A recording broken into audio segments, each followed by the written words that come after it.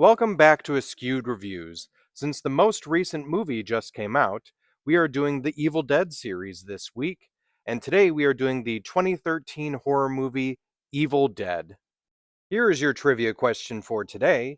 Did you happen to notice the connection of all the main characters' names? The answer will be at the end of this video. So in this remake, we have a bunch of kids that are going to a cabin in the middle of the woods. The biggest reason for this is one of the characters, Mia, is actually trying to quit drugs cold turkey.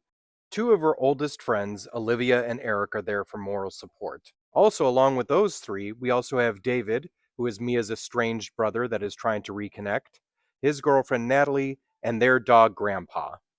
And yes, I did in fact say that the dog's name was Grandpa. I actually had to rewatch that scene a few times just because I could not fathom why in the world that they named the dog Grandpa. Anyway, getting back to the story, this time around, Eric is the one who finds the Necronomicon and begins to read from its passages, causing, of course, the great evil to be unleashed. And this time, it goes directly for Mia, possessing her. And then, of course, one by one, each of the kids also gets possessed and turned into a deadite. And the real question becomes who, if any, survives the night? So the talks on doing a new Evil Dead had been in the works for quite some time.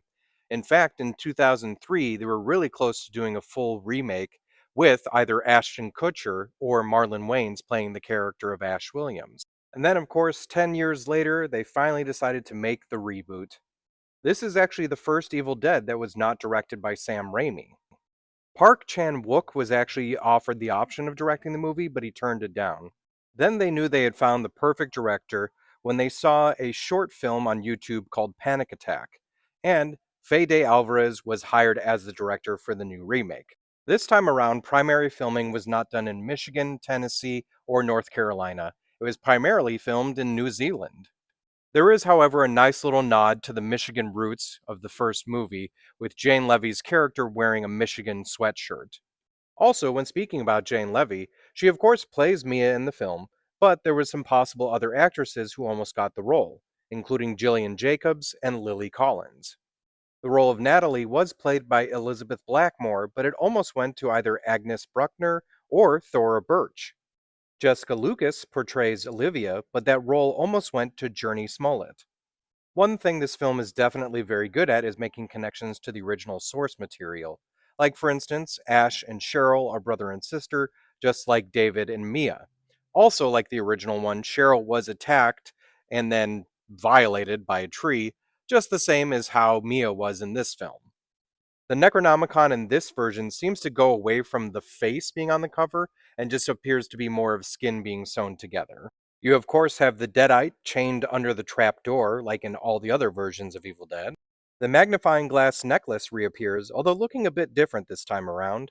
However, just like the other previous ones, they do have a sequence where you can see the chain shape is in the shape of a skull.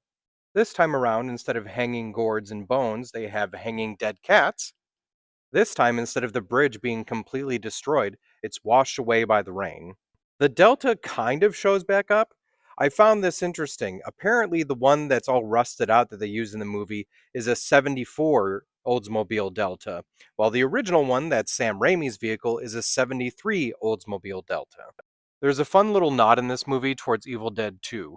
When Eric is writing down information about different passages of the Necronomicon, he draws a picture of a hand giving a middle finger, which of course is in reference to Evil Dead 2, where the severed hand does in fact give the middle finger to Ash. Another thing I really appreciate about this film is they try to do almost everything as practical effects without having to add in CGI.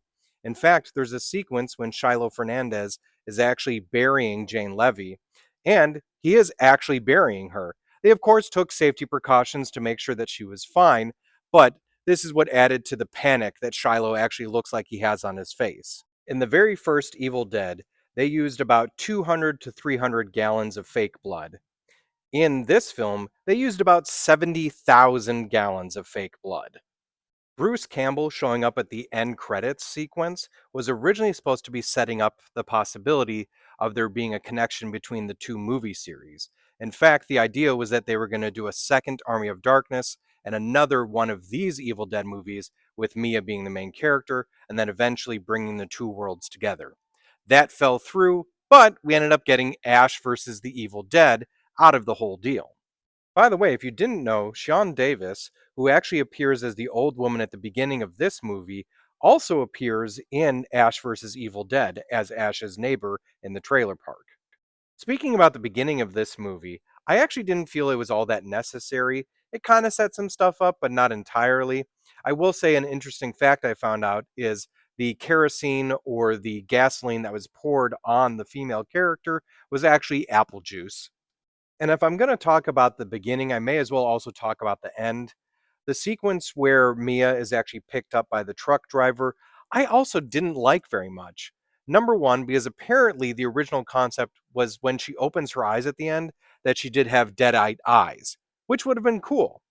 But they didn't go with that. And the trucker was such a great opportunity to be a cameo of anyone connected to the Evil Dead universe. And they also didn't do that as well. Now, something I really did like, though, was they kept you guessing as to who was going to be the Ash type character by the end.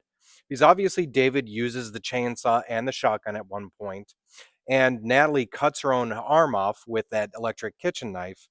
But in the end, you do have the character of Mia crossing back over to being alive and not being possessed, and losing her hand and kind of replacing it with the chainsaw.